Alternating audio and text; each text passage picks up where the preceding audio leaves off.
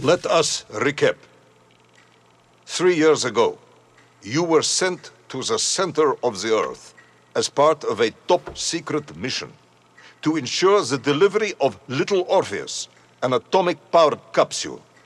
You promptly vanished until you casually wandered up to Molodiyozhnaya's station 3 years later, claiming to have saved the world, but lost Little Orpheus in the process. Is this correct? Yes, General, it is, but... You are charged with many crimes against the state, including desertion, lying to a superior officer, and sedition. Any one of these charges bears the punishment of execution by firing squad.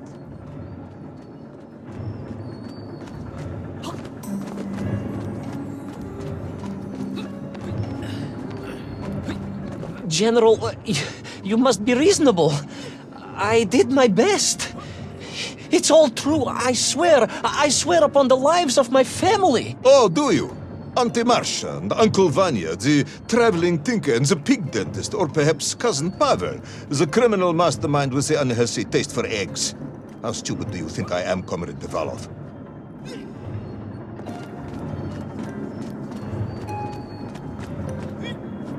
Sudayu, it is all true. Maybe your toy maker, or was it watchmaker, father, who apparently taught you all he knew, despite being killed when you were less than 5 years old. I was a fast learner?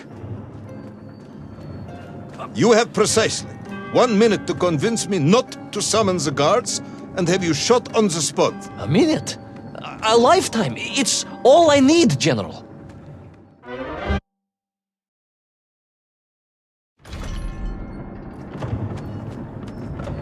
I was astounded.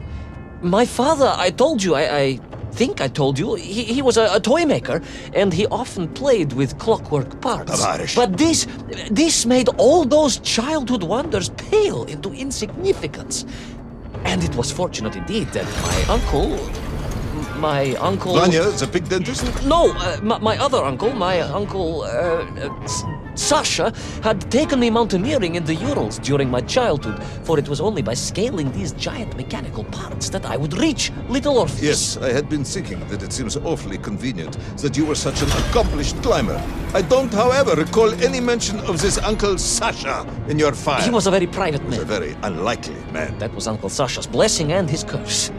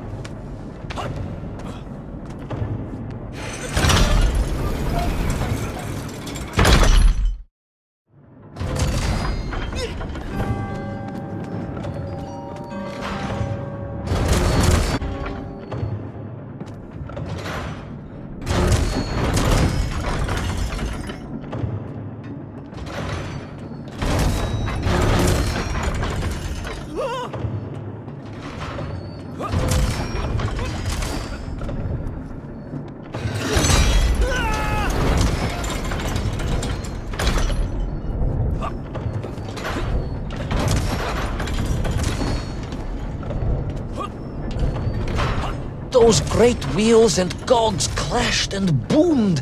The vast hands of all time crunching forever and ever around. Ivan Ivanovich. Pendulums and springs and great big wheels and tiny little wheels. Tavarish Privalov, stop! Though at least the Mienk were not here, especially as they seemed to infest the world below the surface.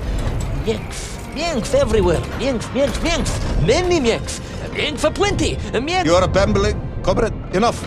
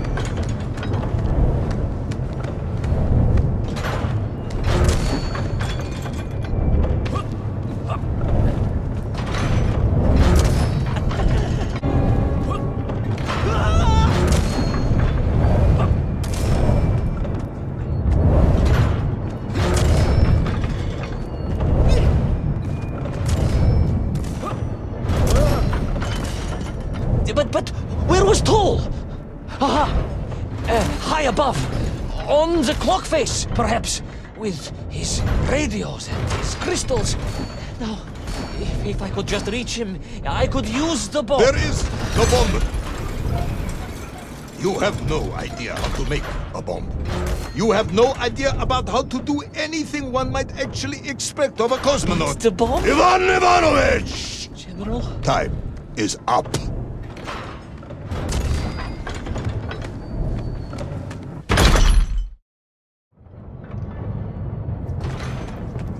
Stop talking, Tavarish. You don't know what happens next. It is obvious. You've done very well. I applaud you for your efforts and your story. It is a wonderful tale, Comrade Privalov. I have enjoyed it immensely. But every story needs an ending. And it is clear yours does not have one. I just need more time. I think that even if I gave you all the time in the world, it would not be enough. No, General. I can do this. That is, I remember what happens next. I just need to catch my breath and compose myself. We both know how this story ends, comrade. But little Orpheus, you haven't heard what happened. We will find out soon enough. You will be executed, and another expedition will be sent. No, you cannot. You cannot. We must never go back. You don't understand. Make me, then. Make me understand. I am a kind man, although you may not believe this. I do not want to have you shot. So help me. Make me understand. Tell me what happened to little Orpheus.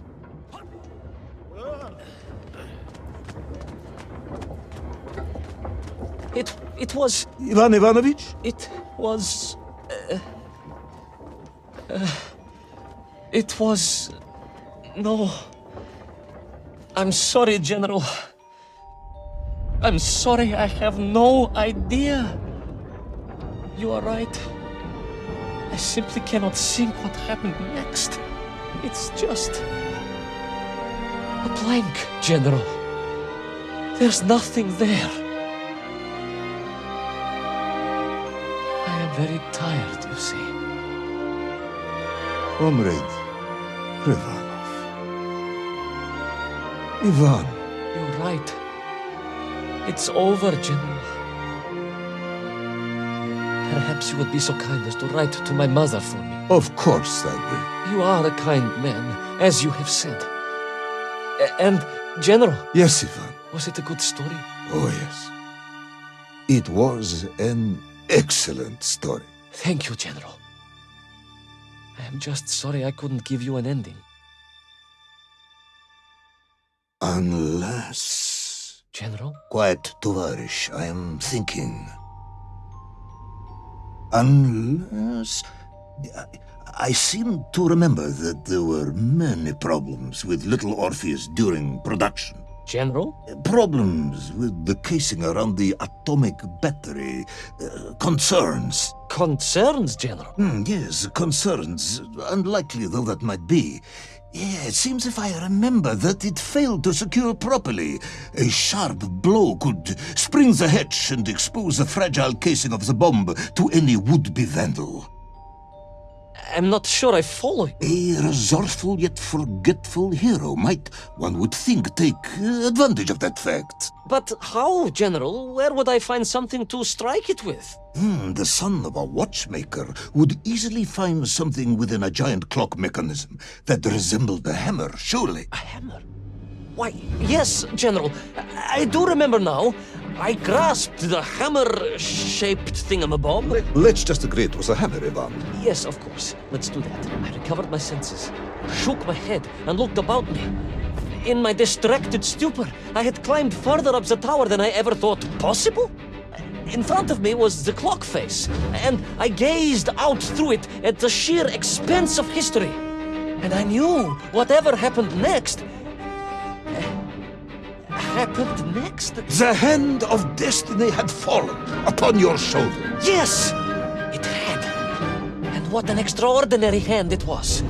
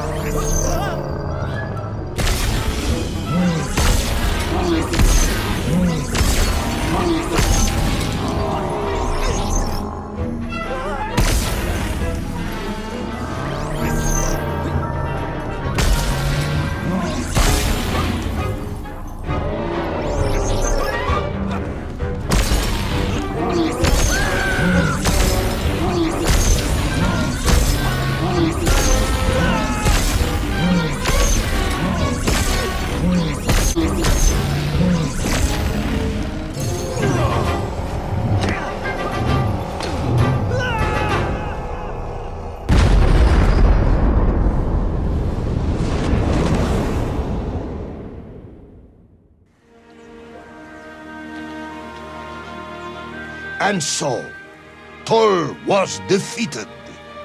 Little Orpheus destroyed, the bomb lost forever. Not just that, General. In that moment, time sprung back to its proper shape, and I found myself once more in Plutonia, the start of my journey. But the wound in the interior sky was gone. The drill was gone. It was as if I had never been here. And they were nymph, free and happy, without the tyranny of toll, free to pursue their simple lives. But we can never go back? Never, General.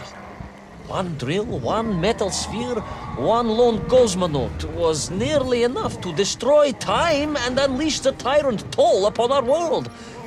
Who would think an innocuous beeping radio housed in a ball of metal could change the world so dramatically? Who indeed? But tell me, what of you? And what of your return to the surface? I stayed amongst the Mienk for as long as I could. But I came to realize they had begun to worship me as a king. No, General. I am a good socialist and could not allow this workers' paradise to become corrupted. And so I left that wonderful land for the last time. And then? And then I walked. For 2 years I wandered, always looking for a way home, through lands and worlds almost beyond imagination.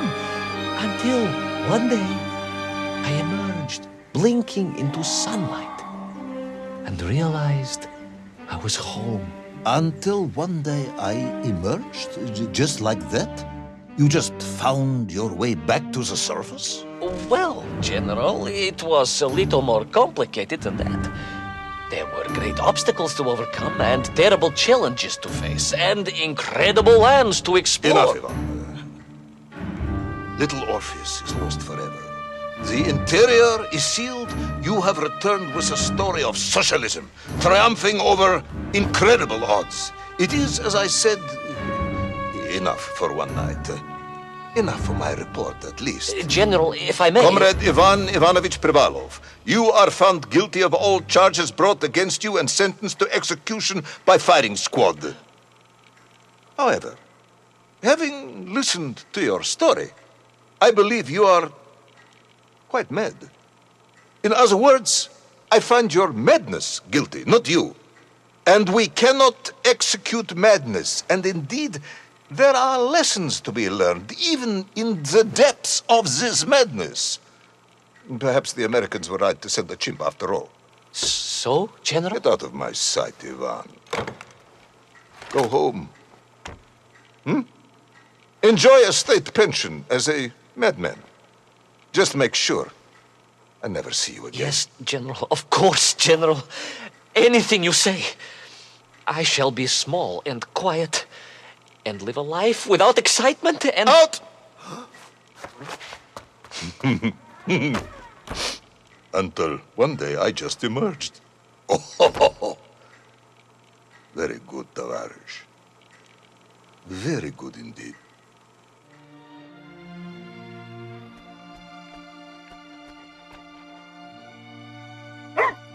Laika.